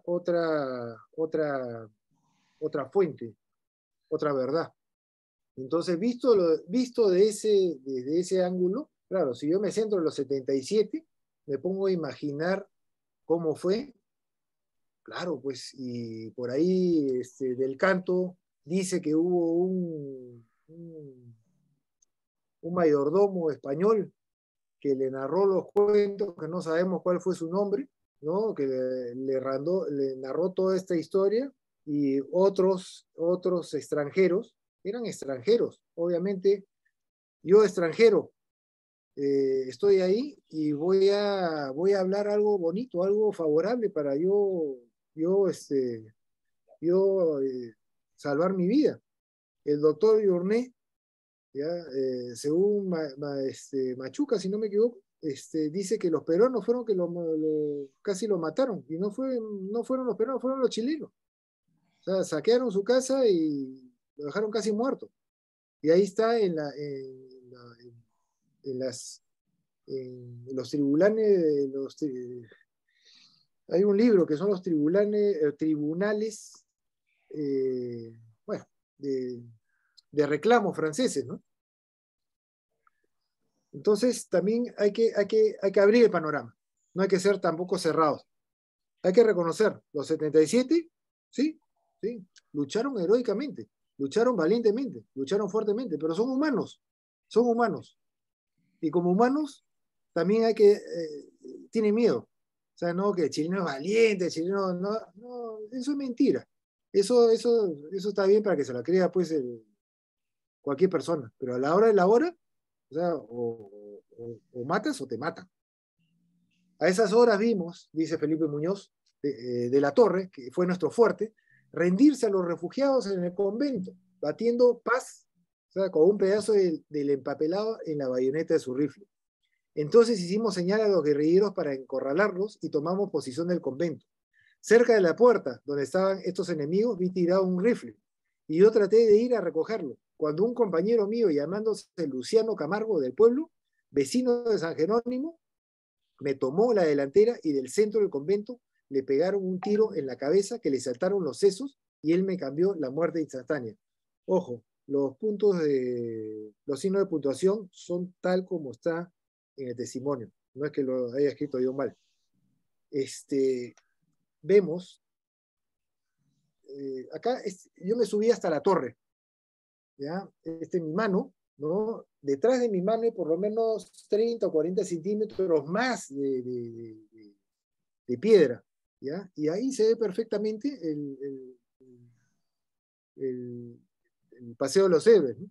Me tendría que echar para ver exactamente, tengo el video, para ver perfectamente el lugar. Y es una zona adecuada para matar a cualquiera, ¿ya? Estos son los cimientos antiguos. Acá este es el interior de la iglesia, del campanario. Sigamos con Ambrosio Salazar. Concluida la operación de los forados por varias partes y viendo los enemigos que el peligro era inminente, izaron un pañuelo blanco, símbolo de paz. Creyendo los nuestros que ya se rendirían, avanzaron sin hacer fuego hasta medio patio, donde fueron recibidos con una lluvia de balas, no sin causarnos numerosas bajas. Esta innoble acción produjo en la fila asaltante la más viva indignación. Ojo, acá yo quiero hacer una parte. Esto no es una rendición de que nos rendimos y ya. Yo creo que ha sido un manotazo de abogado, ¿no? Por tratar de salir del convento, porque ya habían pocos. Ya Carrera, Pinto, creo que ya se había muerto en ese acto, ¿no? Pero sí, véanlo del lado humano, esto es algo humano. Yo hubiera hecho lo mismo, cualquiera de ustedes hubiera hecho lo mismo, o sea, tratar de, ¿cómo hago para escaparme? Si ya el convento estaba incendiado y me ubiqué al cuarto contiguo de la iglesia, ¿cómo hago? Me van a destruir. Rendición y trato de abrirme paso. Bueno, no se logró lo cometido. Lo que lograron fue el odio general, multiplicar el odio que tenían. Un pedazo de empapelado sirvió de bandera blanca para solicitar paz y luego asesinaron a mansalva, lo que enfureció a los combatientes. ¿Cómo coinciden, ¿no? las fuentes? Indignados, asaltamos el interior del convento y tomamos al oficial primero y le preguntamos por qué había pegado el tiro a mi compañero después de rendidos. El oficial nos contestó que era el último cartucho que tenía y que ahora estaba listo a morir bajo mis órdenes. A tal contestación hice que saliese el oficial al patio, donde fue traspasado a lanzazos, su cuerpo como lo merecía, porque nuestra indignación fue terrible. Esto le dice un sobreviviente. O sea, imagínense el odio que puede haber tenido esta persona. Es algo así como, a ver, hago un paréntesis, ¿no? Los palestinos o los israelíes, ¿no? O sea, el odio por generaciones se ha continuado esta guerra, esta guerra, porque han matado a sus padres, han matado a sus tíos, ¿no? Y bueno, eso se transmite. En este caso, esto era vivo. Entonces, reaccionaron como reaccionaron. Usaron rituales ya prácticamente salvajes. Entramos al convento, registramos a todos los muertos de uno en uno. Estaban amontonados, decía. Y encontramos a 7 soldados vivos entre los muertos. Declararon por ellos mismos que se escondieron por haberse terminado sus municiones, donde fueron decapitados a machetes. Así fue el exterminio a machete y la consumación completa del enemigo Chacabuco. No quedó uno vivo para que cuente su funesta historia. Lamentablemente, esta es la reacción que fue consecuencia de tanto abuso, de tanto en épocas de guerra. En épocas de guerra sí se abusa, sí se abusó. Esta es la respuesta de un pueblo, y más cuando supuestamente las fuerzas peruanas nombran que sí hubo rendición y los chilenos no aceptan. Esta es la consecuencia. Yo, la verdad que sí me he metido tanto en este tema que lo he plasmado en el libro. Este es un resumen. Pero sí, la verdad les confieso que hay días que estuve mal. Yo tenía una intervención al corazón en marzo y la verdad que sí, esto me ha afectado, me afectó bastante porque he tratado de meterme en el personaje, ¿no? Y la verdad que una acción así, cualquiera de nosotros hubiera hecho lo mismo. O sea, que los chilenos lucharon valientemente, resistieron valientemente, sí, pero acá hay un tema. Las fuentes chilenas no solo deben de centrarse en los 77 de Concepción, está bien, pero también deben de centrarse en los errores que ellos cometieron. ¿Por qué? Suelto preguntas. ¿Por qué los que estuvieron en San Jerónimo de Tunán no escucharon los disparos? San Jerónimo está a 10 minutos, está ahí nomás. Y un disparo, un petardo que tira, se escucha en San Jerónimo de Tunán. Tal es así, mandaron, si no me equivoco, a Bonen Rivera, ¿ya? Y a 20 cuadras, y ahí está lo que dice del canto, se dedicó, o sea, acampó ahí, a 20 cuadras. Y a pesar que le avisaban de que habían disparos, no hicieron nada. Entonces la culpa no le echen a los peruanos. Los peruanos hicieron lo que tenían que hacer. Los peruanos actuaron como consecuencia, con odio. Eran tropas irregulares. Actuaron con sentimiento, con odio, con venganza. Pero los chilenos, o sea, el ejército chileno pecó, erró, ¿no? Lamentablemente erró y no envió los refuerzos teniéndolos a la mano, y a caballo serán 5 o 10 minutos, ¿no? Y a 20 cuadras, o sea, corriendo, ya 10 cuadras es 1 kilómetro, son 15 minutos trotando. Yo me he recorrido toda esa zona, caminando, he estado tomando con cronómetro y todo. O sea, era imposible de que no escucharas algo. Entonces, sí hago un llamado pues a los historiadores chilenos para que enfoquen de otra manera. Nadie discute que los 77 de Concepción fueron valientes. Son sus héroes, sí. Pero el asalto y la decapitación, masacre que hubo, fue consecuencia de los errores y abusos que tuvo el ejército de ocupación en la sierra. O sea, eso que quede bien claro. Ahora, acá está Manuel Horta, que es el redactor del diario El Eco de Junín. El comandante Lago quiso conservar la vida de 15 soldados. También habla de rendidos, ¿no? Que se habían entregado a discreción. Pero los guerrilleros implacables en sus represalias los ultimaron a grito de ¿dónde están nuestras fatigas? ¿Dónde están nuestras mujeres y nuestros hijos? Grito de desesperación salido del pecho de las víctimas de Huaripampa, pueblo saqueado e incendiado por los chilenos, en el que asesinaron hasta las familias que habían buscado asilo en el templo. Era la pena del talión aplicada a los que jamás han tenido compasión, ni aún para los pueblos inermes y sin defensa. Todas las fuentes coinciden en los sobrevivientes que hubieron 3 mujeres. La mayoría de las fuentes hablan de 2 a 3 niños. En los partes oficiales se habla de un bebé salvado. De ese bebé salvado, no se sabe nada. Felipe Muñoz lo nombra, con nombre y apellido, ¿quién lo salvó? La otra criatura se cayó al suelo. ¿Por qué? Porque a una cantinera era peruana, y dijo que, bueno, me habían llevado. Entonces la desnudaron, le pusieron la ropa adelante, como un ritual, ¿ya? Y la desmembraron. Al hijo, a uno de los hijos se lo tiraron por la cabeza y el otro se cayó. Y el teniente del ejército, Timoteo Sedano, por el deseo de salvar a la criatura, le costó casi la vida. Los guerrilleros se enfurecieron contra él con expresiones vulgares en su idioma quechua, pero lo salvó. En los partes oficiales también habla de un niño que sobrevivió. Pero yo he tenido conversaciones con el doctor Ponce, varias conversaciones, he leído su libro, El asalto de Concepción. Esta es la primera edición, el que está arriba, es un libro pequeño de 60 y tantas páginas, pero el segundo es la versión corregida y aumentada. Tiene como 130, 140 páginas. Dice,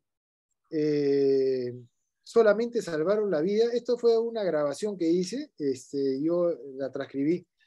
A un niño de pocos días de nacido que fuera recogido por el combatiente concepcionismo Damaso Peña. Él pone Damaso Peña. Y otro niño de 12 años de edad que fuera salvado de la furia guerrillera por la decidida intervención del segundo jefe mayor Juan Manuel García, el mismo que luego se llevó a su pueblo en la grupa de su caballo. O sea, el mayor, terminada ya la pelea, se lo llevó a su pueblo porque no tenía dónde estar ni nadie lo quería tener. Ese niño fue identificado como Buenaventura Arenaza, quien vivió por muchos años en Apata, donde formó familia con María Encarnación y Lizarra Otivo, etcétera, etcétera, etcétera. Esto fue lo que me llamó la atención a mí. A mí. Y me ha tomado 8 años hasta encontrar al famoso sobreviviente. En Chile, en ninguna relación nominal existe Buenaventura Arenaza. Puede ser, como me dice el descendiente, que se haya cambiado el nombre para que no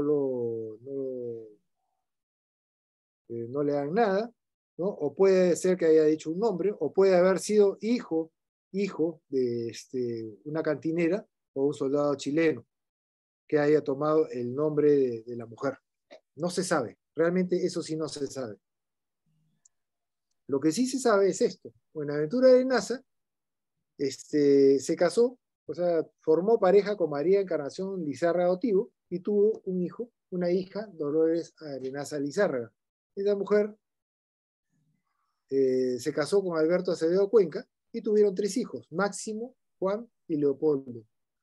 Yo en el 2012 me logré ubicar a la señora Fania Acevedo, que era hija de Juan Acevedo, y sí, me confirmó, o sea, ella estaba alegre, me confirmó del tema, no sabía mucho del tema, pero sí me confirmó esta historia que algo había escuchado, y me refirió a su primo Pascual Acevedo Núñez, que era hijo de Leopoldo Acevedo Arenaza. Para esto, Jesús Ponce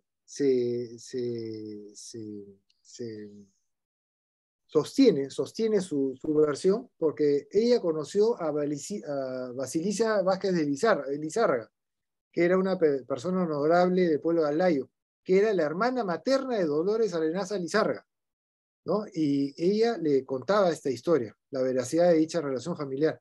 Y tengo un documento que todavía estoy por ubicar, que ya lo tengo, ya sé dónde está, en donde aparece, aparentemente, el día que lo tenga lo voy a insertar en el libro para una segunda edición, sobre Buenaventura Arenaza. Eh, He tenido conversaciones con Pascual Acevedo Núñez por teléfono, ¿no? La verdad que durante estos años él vivía en Apata, después se fue a Ica, después se fue a la Sierra Trujillo. Las conversaciones han sido intermitentes, él no tenía línea, no tenía comunicación, sabía de este tema, ¿no? Y este es su testimonio. La historia que sé es que en la época de la guerra tenía 12 años y terminaba, o sea, su bisabuelo, ¿no? Pues bisabuelo, y terminado el combate salió corriendo de la iglesia, siendo rescatado a morir. Fue criado cerca de Ocopa como un peruano más, porque nosotros los peruanos pensamos no solo con la cabeza, sino con el corazón. Y es verdad, después de tanto salvajismo, o sea, eh, hay también hay bondad en el poblador de la sierra. Es tan noble que sí los acoge. Hace muchos años atrás, estos son extractos, porque lo completo lo tengo en el libro, hasta con una foto de él. Y si ustedes ven la foto, morfológicamente, del descendiente, ¿no? No tiene nada que ver con el poblador común de Junín, de Apata o de Concepción. Una persona grande, mestizo, ¿no? De otra morfología totalmente distinta.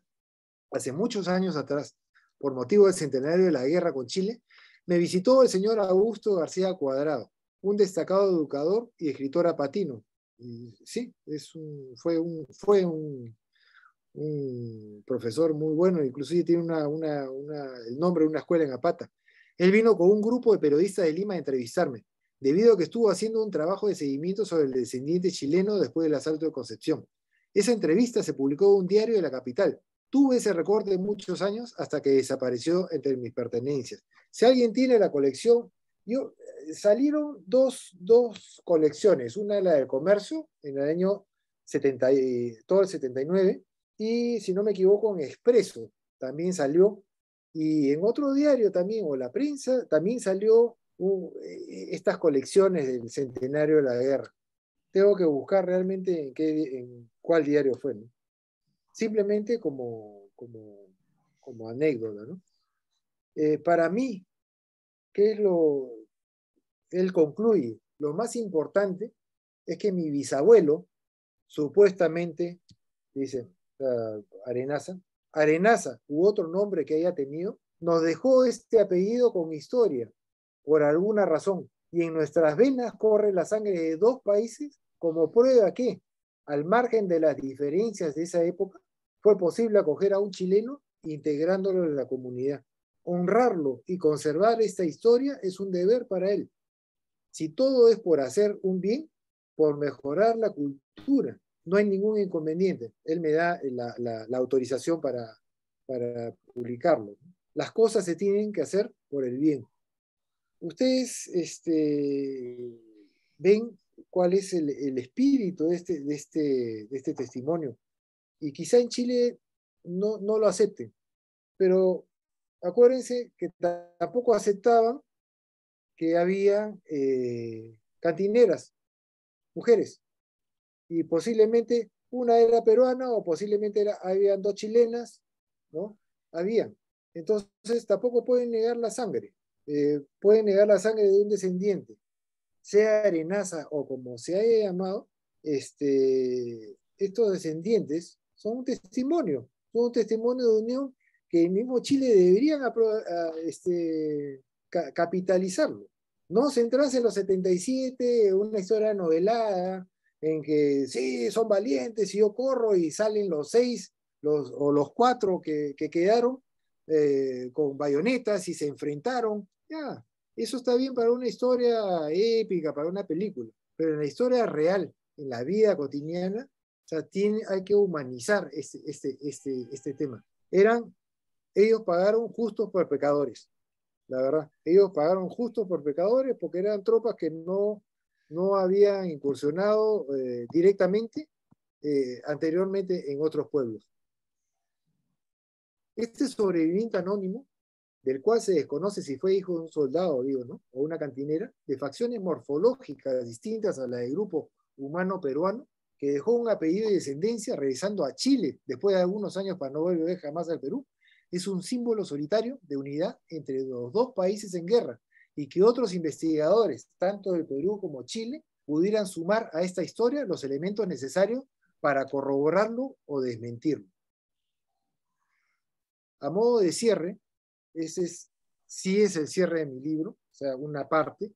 La Iglesia Matriz de Concepción, mudo testigo de todos estos acontecimientos, guarda aún silente muchos vestigios e historias de esta ciudad y con el esfuerzo de la investigación a través de las universidades puede ser la base para la elaboración de una propicia tesis que enriquezca nuestra historia, en especial la que se refiere a la pasada Guerra Nacional de 1879. Yo les doy las gracias y yo les invito, por favor, a que se suscriban a mi página de YouTube, Rastros de Guerra.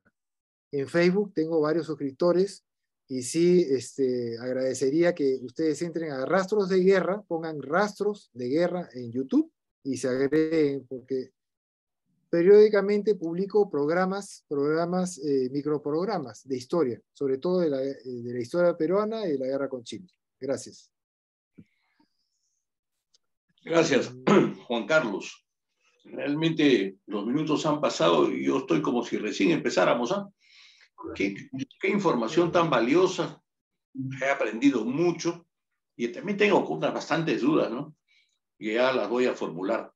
Pero antes de hacerlo, no sería muy propicio que yo empezara con las preguntas. Más bien invitaría al auditorio si alguien quiere hacer alguna pregunta.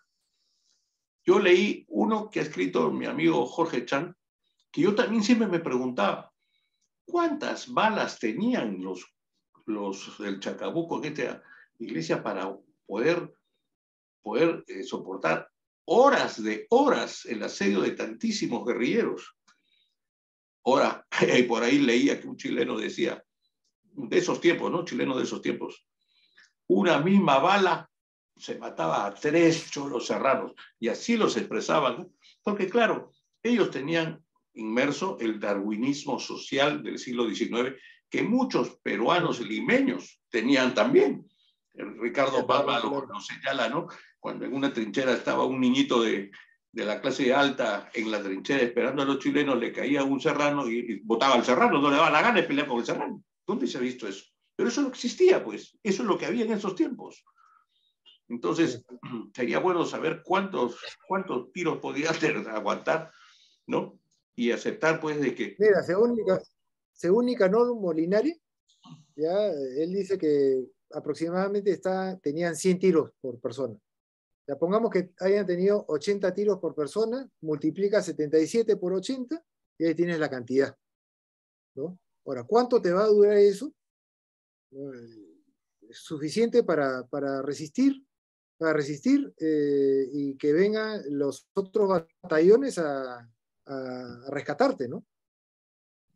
Acá ha habido un tema, hubo esperanza con ellos, porque si ellos tuvieran la certeza de que no iban a venir, yo te aseguro de que no se iban a inmolar, no se iban a inmolar. Como se puso en el flyer, quien a hierro mata, a hierro muere, pues. Ellos hicieron todo para poder generar el odio de tantísimos campesinos, tantísimos pobladores que vieron morir a sus hijos, a sus mujeres saqueados, y era una rabia incontenible, pues esa es la verdad. Qué pena que haya sucedido así, ¿no? Porque se pusieron a pelear dos personas que no se conocían ni mayor cosa y ya tenían que odiarlo. Es una cosa de locos. La guerra es una cosa de locos. Claro, de repente estos 77 no tenían nada que ver con el tema de los abusos. También. Justo pagaron por pecadores, lamentablemente. Y en una guerra, ponte a ver qué es bueno y qué es malo en una guerra. O sea, es una barbarie total. La guerra saca lo peor de todo, ¿no? Lo estamos viendo ahorita entre los rusos y los que se matan ahí, donde inocentes también caen. Es terrible, la guerra es horrible. Bueno, alguna pregunta, ya no quiero hablar, macho. Los invito, por favor, a tomar la palabra. Augusto, si me permites. Con el mayor gusto. Hola, Juan Carlos, ¿qué tal? Te habla José Carlos Juárez. Hola, José Carlos. ¿Cómo estás?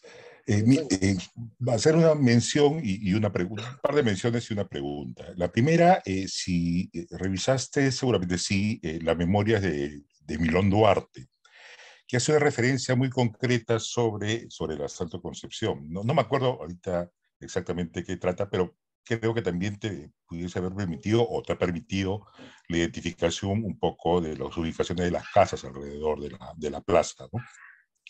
Lo segundo me parece bien interesante, no conocía el testimonio de Felipe Muñoz, pero a Felipe Muñoz lo tengo referenciado como un personaje que tuvo algunos años la presencia en la romería que se hacían en el Osario de Miraflores y hablaba en representación de los combatientes de San Juan, de Miraflores, y revisando, cuando tú lo mencionaste, también habla de su participación en otros combates, aunque no tenía yo conocimiento de Concepción. Me parece que es un dato bien interesante y debo entender que está en el libro que mencionas, ¿no?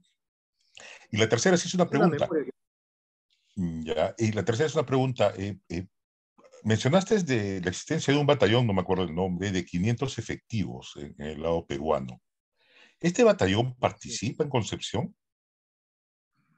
Gracias. A ver, San Jerónimo de Tunán, si no me equivoco, voy a partir por el final. Por testimonios que estaba viendo y referencias del libro, sí llegan a eso de las 6 de la tarde. Llegan a eso de las 6 de la tarde. Eso es lo que yo tengo referenciado. Eso es lo que yo tengo referenciado. Sobre Milón Duarte sí he leído las memorias y me he valido de algunos datos de él, más no de la ubicación de las casas, ¿no? Y Felipe Muñoz sí, efectivamente, eh, él luchó en la batalla de San Juan y Miraflores. No sé si era un teniente de carrera o era teniente temporal, ¿no? Pero sí, él publicó unas memorias en el año veintitantos. En el periódico Construyendo salió en varios números este testimonio, que es un folleto. Estoy tratando de ubicar ese folleto del original, ¿no? Pero no lo he encontrado en la Biblioteca Nacional.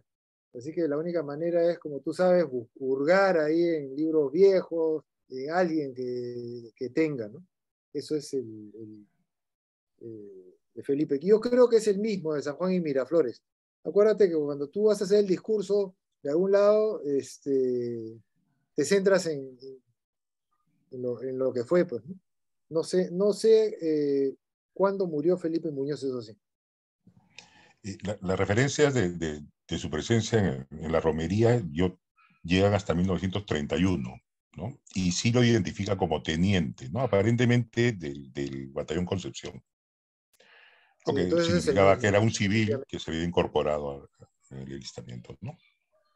Sí, definitivamente es él. Listo, gracias. Ya, gracias, José Carlos.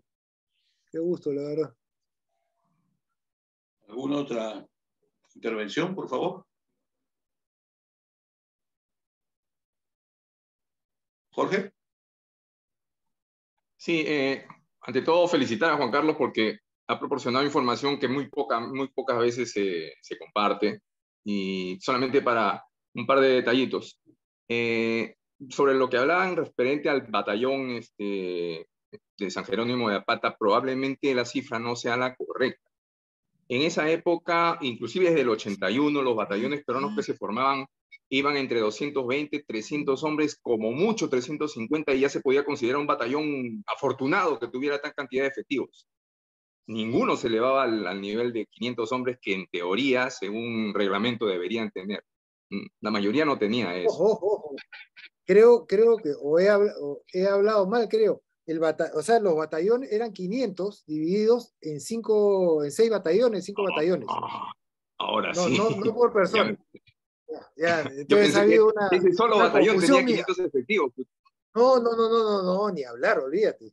Olvídate. Claro, Eran pues. 500 divididos en 5 batallones. 5 o 6 Ya, ahora batallones, sí. ahí está en el PowerPoint. Sí, Más Sí, redondo. eso lo saqué de. dividido en columnas, Juan Carlos, no en batallones. Claro. En columnas, perdón, en columnas, en columnas. Sí, en columnas. Ahora sí. Eso lo saqué. Hay un libro que se llama Páginas de mi Chalay, ¿ya? Que narra todo lo que es San Jerónimo de Tunán. Un libro bien escaso, que logré tenerlo, ¿no? Es un libro incluso escrito a máquina, ¿no? Mimeografiado. Mecanografía. Sí, y de ahí he tomado esa fuente, ¿no? Siempre, en el libro narro, lo hago más completo, ¿no? O sea, no mucho de lo que he hecho, de lo que he escrito en el libro, lo he dicho acá, porque son varios datos. Entonces he tratado de hacer algo genérico, algo más, tratar de aproximarnos a cómo fue el combate.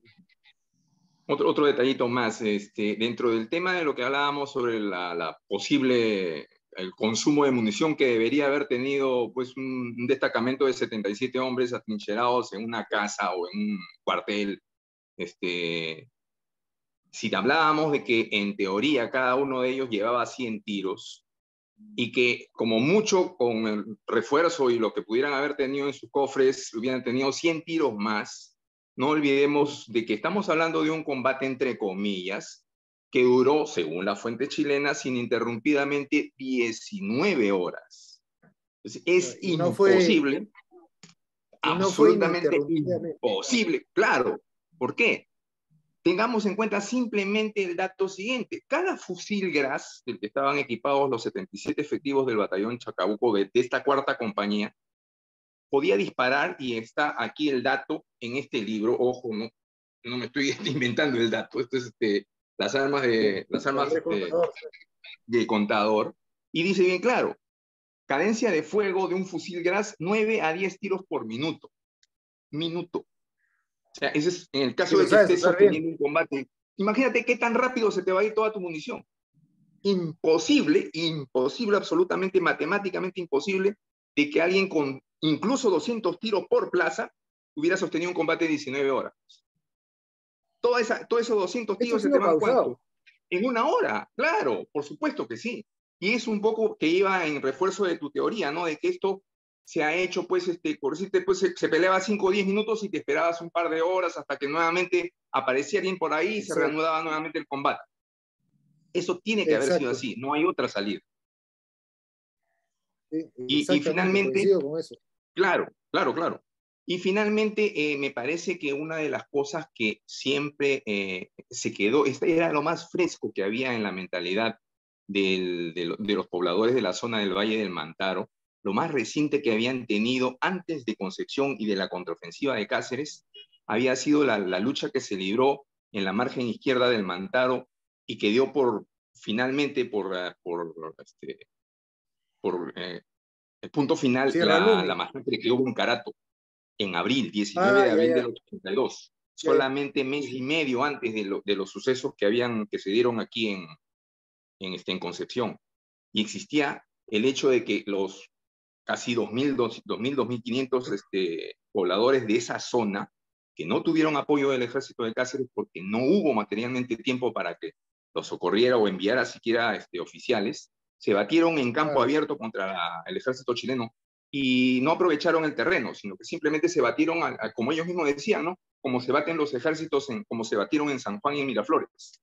Se alinearon a campo abierto y de los cuales fue una matanza. Se habla, Manrique habla, perdón, Manrique habla de 700, 800 que fueron muertos solamente ese día en el campo de batalla, acuchillados por la caballería. Entonces, ese tipo de matanza, de carga sanguinaria, era el antecedente que tenían ellos más fresco y por el cual buscaban venganza. Pues. Y eso es lo que se evidenció ahí en Concepción. Claro, la cosa es que la gente entienda de que no fueron 17 horas así, sino como es una feria. Bajaban las mujeres, comían, y ellos estaban ahí metidos en el cuartel, por ahí entraba uno, tiraba una onda, lo mataban. Y es más, y es lo normal, se enardecían un poco con el trago, y hay que volver a tirarle bala a esos, y flum, nuevamente. Exacto. Tiene que haber sido así.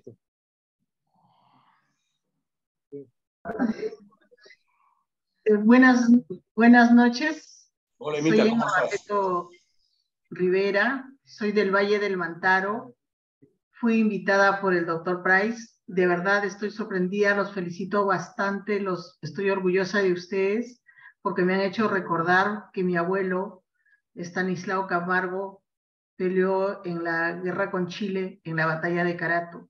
Mi padre es chupaquino, mi mamá es sicaína, y también los sicaínos han hecho su batallón de los libres de Sicaya, y en Chupaca los chaquipuros. Fueron masacrados, como han redactado acá en este escenario, han sido masacrados totalmente, y por eso que los del Valle del Mantaro estaban con un odio reprimido y han volcado todo su odio en la batalla de Concepción, porque lo de Carato nadie lo dice, pero si ustedes investigan más, se van a dar con muchas sorpresas, que ha sido una masacre, una carnicería total. Mi abuela nos cuenta de que mi tío Estanislao era un tremendo hombre, porque nosotros los Camargo Barreto somos altos. Mi padre hasta ahora vive, tiene 96 años, vive, y él también nos ha contado cómo ha sido lo que le ha contado su abuelo, el, el, el hijo de Estanislao Camargo, que dice que tenía un montón de balas en el cuerpo, pero él así con su barreta del campo, ha peleado hasta el final y no lo podían matar hasta que le sacaron la cabeza. Y eso mi familia lo sabe, y yo les felicito a ustedes que se han dedicado a investigar. De verdad estoy orgullosa de todos ustedes, y muchas gracias por la invitación, doctor Price. A ti, Emita, gracias también. honor y gloria a tus ancestros. Muy bien. Se pasaron así como jugando 2 horas. Podríamos 2 horas más, pero ya es suficiente. Y mis palabras finales son para agradecerte con mayúsculas, Juan Carlos, en rojo y subrayado. Gracias, gracias y mil gracias por compartir con nosotros tus conocimientos. Y antes de irme, invitarlos para el próximo Ateneo de diciembre, que se llama así, Del Mar a los Andes. Marinos en la Resistencia. Y lo va a hacer un destacado historiador de las canteras de la Universidad Católica que se llama Rodolfo Castro. Rodolfo Castro. Así que va a estar muy interesante. Claro, destaca ahí pues Leoncio Prado, ¿no? Y otras cosillas más que ya lo verán ustedes. Mil gracias, les agradezco. Un abrazo a todos ustedes, mis queridos amigos. Augusto, sí. Augusto, no vas a hacer el brindis, yo hasta he traído mi copa. ¿Pero qué dice ahí? Ve alcohol de 96 grados. Claro, pues, para el brindis. Oye, todavía tengo para esa matar el botella virus. de ese pisco tan maravilloso de 1879, que sí lo pusiste. Mira, lo tengo para cuando vienen amigos muy especiales y les invito. Riquísimo. Ojalá que tengas más para pedirte. Sí, ahí estoy produciendo más todavía. Ah, qué bueno. Uf. Me va a pasar la tos que tengo con ese pisco. Un Oye, abrazo, Carlos, un cariño grande. ¿cuándo, Hasta la próxima. Chao, chao. Ya, gracias. Chao. Gracias. Chao, chao. Chao, Manuelito. Chao. Chao. Chao.